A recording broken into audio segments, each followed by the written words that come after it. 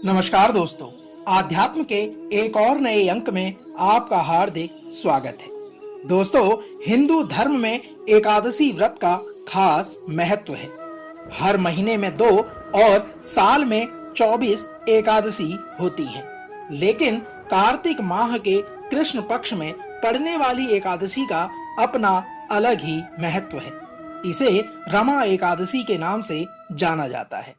यदि बात करें हिंदू पांचांग के अनुसार, रमा एकादशी इस बार 9 नवंबर दिन गुरुवार को पड़ रही है। इस खास व्रत पर भगवान विष्णु की पूजा की जाती है, क्योंकि यह व्रत भगवान विष्णु को समर्पित है। मान्यता है कि इस व्रत को रखने और भगवान विष्णु की विधिवत पूजा करने से सभी पाप मिट जाते हैं। लेकिन मान्यता यह भी है कि व्रत कथा के बगैर इस व्रत का पूर्ण फल नहीं मिलता। आज के इस अंक में हम आपको रमा एकादशी से जुड़ी व्रत कथा और इसके महत्व का वर्णन करने जा रहे हैं। तो आइए आरंभ करते हैं रमा एकादशी व्रत कथा और इसके महत्व का सार। दोस्तों, पौराणिक कथा के अनुसार प्राचीन काल में मुचकुंद नाम का एक राजा था। उसकी इंद्र के साथ मित्रता थी और साथ ही यम, कुबेर, वरुण और विभीषण भी उसके मित्र थे। यह राजा बड़ा धर्मात्मा, विष्णु भक्त और न्याय के साथ राज करता था। उस राजा की एक कन्या थी जिसका नाम चंद्रभागा था। उस कन्या का विवाह चंद्रसेन के पुत्र शोभन के साथ हुआ था। एक समय वह शोभन ससुराल आया। उन्हीं दिनों जल्दी ही पुण्यदायिनी एकादशी अर्थात रमा एकादशी भी आने वाली थी। जब व्रत का दिन समीप आ गया तो चंद्रभागा के मन में अत्यंत सोच उत्पन्न हुआ कि मेरे पति अत्यंत दुर्बल हैं और मेरे पिता की आज्ञा अति कठोर है। 10वीं को राजा ने ढोल बजवाकर सारे राज्य में यह घोषणा करवा दी कि एकादशी को भोजन नहीं करना है। ढोल की घोषणा सुनते ही शोभन को अत्यंत चिंता हुई और वह अपनी पत्नी से कहने लगा, हे प्रिय, अब क्या करना चाहिए? मैं किसी प्रकार भी भूख सहन नहीं कर सकता। ऐसा उपाय बताओ कि जिससे मेरे प्राण बच सके, अन्यथा मेरे प्राण अवश्य चले जाएंगे। अपने पति शोभन की इस प्रकार की बातों को सुनकर चंद्रभागा कहने लगी, हे स्वामी, मेरे पिता के राज में एकादशी के दिन कोई भी भोजन नहीं करता। हाथी, घोड़ा, ऊंट, बिल्ली, गौ आदि भी तृण, जल, अन्न आदि ग्रहण नहीं कर सकते। फिर मनुष्य का तो कहना ही क्या।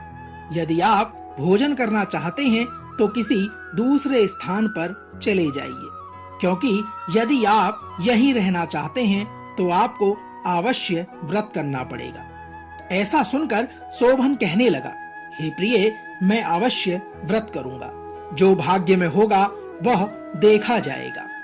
इस प्रकार से विचार कर शोभन ने व्रत रख लिया और वह भूख व प्यास से अत्यंत पीड़ित होने लगा। जब सूर्य नारायण अस्त हो गए और रात्रि को जागरण का समय आया, जो वैष्णवों को अत्यंत हर्ष देने वाला था, परंतु शोभन के लिए अत्यंत दुखदायी हुआ। प्रातःकाल होते ही शोभन के प्राण निकल गए। तब राजा ने सुगंधित काष्ठ से उसका दाह संस्कार कराया, परंतु चंद्रभागा ने अपने पिता की आज्ञा से अपने शरीर को दग्ध नहीं किया और शोभन की अंत्येष्टि क्रिया के बाद अपने पिता के घर में ही रहने लगी। दोस्तों, रमा एकादशी के प्रभाव से शोभन को मदरांचल पर्वत पर धन धान्य से युक्त तथा शत्रुओं से रहित एक सुंदर देवपुर प्राप्त हुआ। वह अत्यंत सुंदर रत्न और वैद्युमणि जड़ित स्वर्ण के खंभों पर निर्मित अनेक प्रकार की सफटिक मणियों से सुशोभित भवन में बहुमूल्य वस्त्राभूषणों तथा छत्र व चंवर से विभूषित गंधर्व और अप्सराओं से युक्त सिंहासन पर आरूढ़ ऐसा शोभायमान होता था मानो दूसरा इंद्र विराजमान हो। एक समय मुचकुंद नगर में रहने वाले एक सोम शर्मा नामक ब्राह्मण तीर्थ यात्रा करता हुआ घूमता उधर से जा निकला और उसने शोभन को पहचान कर कहा कि यह तो राजा का जमाई शोभन है। वह उसके निकट पहुंचा और शोभन ने भी उसे पहचान लिया। शोभन अपने आसन से उठकर उसके पास आया और प्रणादि करके कुशल प्रश्न किया। ब्राह्मण ने कहा कि राजा मुचकुंद और आपकी पत्नी कुशल हैं। नगर में सभी प्रकार से कुशलता है, परंतु हे राजन, हमें आश्चर्य हो रहा है। आप अपना वृतांत कहिए कि ऐसा सुंदर नगर जो कभी किसी ने नहीं देखा न सुना, वह आपको कैसे प्राप्त हुआ। तब शोभन ने कहा कि मुझे यह फल कार्तिक कृष्ण की रमा एकादशी का व्रत करने से प्राप्त हुआ है, परंतु यह अस्थिर है। यह स्थिर हो जाए ऐसा उपाय कीजिए। ब्राह्मण कहने लगा कि हे राजन, यह स्थिर क्यों नहीं है और कैसे स्थिर हो सकता है? आप बताइए, मैं अश्वमेध वह उपाय करूंगा। मेरी इस बात को आप मिथ्या ना समझिए। शोभन ने कहा कि मैंने इस व्रत को श्रद्धा रहित होकर किया है, अतः यह सब कुछ अस्थिर है। यदि आप मुचकुंद की कन्या चंद्रभागा को यह सब वृत्तांत कहें तो यह स्थिर हो सकता है। ऐसा सुनकर उस श्रेष्ठ ब्राह्मण ने अपने नगर लौटकर चंद्रभागा से सब वृत्तांत कह सुनाया। ब्राह्मण के वचन सुनकर चंद्रभागा बड़ी प्रसन्नता से ब्राह्मण से कहने लगी कि हे ब्राह्मण, ये सब बातें आपने प्रत्यक्ष देखी हैं या स्वप्न की बात कर रहे हो? ब्राह्मण कहने लगे, हे पुत्री, मैंने महावन में तुम्हारे पति को प्रत्यक्ष देखा है, साथ ही किसी से विजय न हो ऐसा देवताओं के नगर के समान उसका नगर भी देखा है। उन्होंने यह भी कहा कि यह स्थिर नहीं है। जिस प्रकार वह स्थिर रह सके सो उपाय तुम्हें अवश्य करना चाहिए। ब्राह्मण के इस प्रकार के वचन सुनकर चंद्रभागा ने कहा, हे विप्र, तुम मुझे वहां ले चलो। मुझे पतिदेव के दर्शन की तीव्र लालसा है। मैं अपने किए हुए पुण्य से उस नगर को स्थिर बना दूंगी। आप ऐसा कार्य कीजिए जिससे उसका और हमारा संयोग हो, क्योंकि वियोगी को मिला देना पुण्य से भी महान पुण्य है। सोम शर्मा यह बातें सुनकर चंद्रभागा को मंदरांचल पर्वत के समीप वामदेव ऋषि के आश्रम पर पहुंच गए।